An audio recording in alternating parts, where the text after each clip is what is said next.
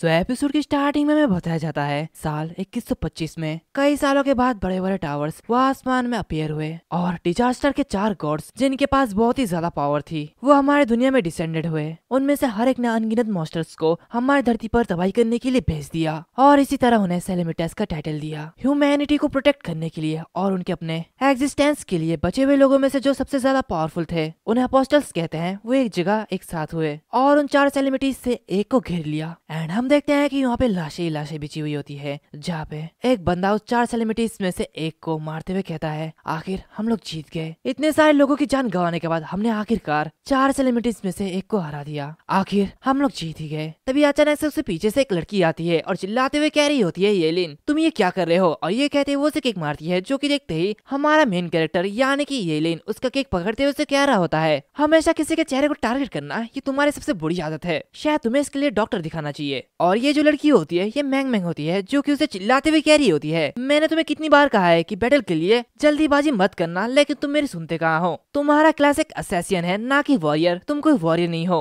और तुम मुझे मैंग मैंग कहना बंद करो, मेरा नाम मॉली है, MOLLY मॉली, समझ में आया? ये नाम अच्छी तरह से याद कर लो। जो कि सुनते ही येलिन वो उठते हुए कह रहा होता है हाँ ठीक है, मुझे पता है कि तुम मेरे बारे में चिंता कर रही थी, लेकिन अब देखो अब मैं जीत चुका हूँ। जो सुनने के बाद मैंग मैंग यानी कि मॉली वो मुंह बनाते हुए कह रही होती है क्या कौन तुम्हारे बारे में चिंता कर रहा था? ऐसा बिल्कुल नहीं है, मुझे बस ये लग रहा था कि तुम्हारी मौत के बाद तुम्हें दफनाने में काफी ज्यादा दिक्कत होगी, बस इतना ही। और ये कहते हुए मुंह घुमाते हुए येलिन के पास आ जाती है और उसे कहती है दूसरे लोग यहाँ पे जल्दी पहुँच जाएंगे, तुम एक हीरो हो जिसने 4 सेलिब्रिटीज में से एक को हराया है और एक हीरो के रूप में तुम्हें अपनी देखभाल करनी चाहिए। वो ये कह ही रही होती है कि तभी अचानक से उनके पीछे से एक बड़ा सा अटैक होता है, जो अटैक दोनों के आर पार हो जाती है। और येलिन देखता है कि ये अटैक करने वाला और कोई नहीं बल्कि जियाओ यांग है। वो उसे कह रहा होता है जियाओ यांग क्या ये तुम हो? आखिर तुमने ऐसा क्यों किया? क्या हम लोग कॉमरेड नहीं है? हम लोग तो एक साथ हैं, तुम हमें धोखा क्यों दे रहे हो? तो जियाओ यांग हंसते हुए कह रहा होता है कॉमरेड क्या? ये तुम क्या बकवास कर रहे हो? बिल्कुल हम लोग कॉमरेड थे, और अगर मैं पहले तुम्हारा कॉमरेड नहीं होता तो मैं तुम्हें कैसे धोखा देता? और ऐसा इस वजह से है क्योंकि तुमने कुछ ऐसा चुराया है जो कि मेरा होना चाहिए था। मुझे वो होना चाहिए था जिसने कॉन्करर को मारा है। सेलेब्रिटी को हराने वाला ग्लोरी वो मेरा होना चाहिए था, लेकिन तुम बीच में आ गए और मैं सिंपली वो ले रहा हूँ जो कि मेरा होना चाहिए था। और जैसा कि तुम्हारे लिए है, तुम एक गद्दार बनोगे जिसने मॉली को मार डाला, अब तुम मरोगे। और ये कहते वो काफी तेजी से उस पर अटैक करता है। तभी हम देखते हैं कि येलिन किसी दूसरी जगह में जागता है और वो तभी खड़े होते हुए चिल्ला उठता है, जो कि देखते ही पूरी क्लास हैरान हो जाती है।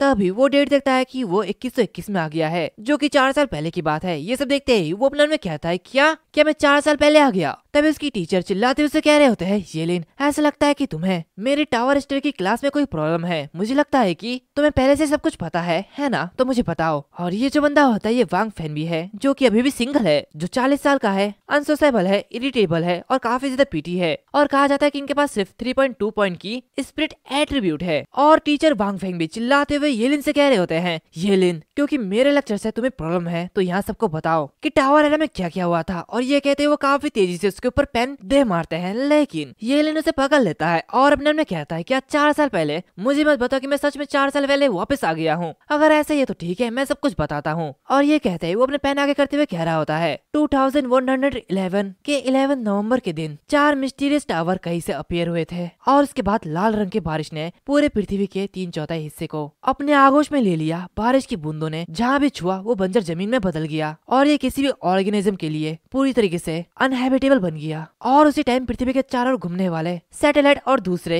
इंसानों के जरिए बनाए गए चीजें वो सब कुछ खत्म हो गए। आसमान जल्दी एक फॉरबिडन जोन बन गया जिसने ह्यूमैनिटी एक्सप्लोरिंग को कम करने और अंतरिक्ष से बाहर भागने के चांसेस को कम कर दिया। इसके बाद बचे हुए कुछ इंसानों ने सिविलाइजेशन को रिस्टेब्लिश किया और उस समय जब टावर पहली बार अपीयर हुआ था तो इसे द टावर एरा का नाम दे दिया। जो कि सुनते ही वांग फैन भी उससे कह रहे होते हैं हाँ तुमने बहुत ही अच्छी तरीके से कहा, लेकिन मैंने तुम्हें सवाल का जवाब देने के लिए कहा था, ना कि कोई इतनी बड़ी कहानी सुनाने के लिए। जाओ और क्लास के पीछे खड़े हो जाओ और अपने एक्शन पर ध्यान दो। फिर कुछ से बाद छुट्टी हो जाती है जहाँ पे सभी लोग बाहर निकल आते हैं। वहाँ पे लेन एक जगह खड़ा हो जाता है और अपने में कहता है 4 साल बाद एक और अपोकलिप्स नीचे उतरेगा और 4 सेलिब्रिटीज फिर से अपनी असीमित पावर के साथ नीचे उतरेगी। वो बिल्कुल वीडियो गेम के एंड गेम के लेवल के बॉस की तरह है, जिसमें से हर एक के पास ओवर पावर्ड स्टैट्स और यूनिक स्किल है जो उनके रास्ते में आने वाले हर चीज को खत्म करने की एबिलिटी पोजेस करती है। Celebrity of conquest, celebrity calamity of famine, calamity of war, calamity of death, और इन्हें रोकने वाले सिर्फ वही है अपोस्टल्स। अपोस्टल्स को टावर के लोगों के जरिए चुना गया है। जैसे कि किसी गेम के टेंशन को साफ करना, वैसे वो टावर के जरिए बनाई गई इनर वर्ल्ड में एंटर करते हैं और ह्यूमन रेस को आगे बढ़ाने के लिए, इंसानी लिमिट को सरपास करने के लिए और वो पावर पाने के लिए वो खतरनाक मिशन को पूरा करते हैं। लेकिन इन 4 सेलिमिटीज के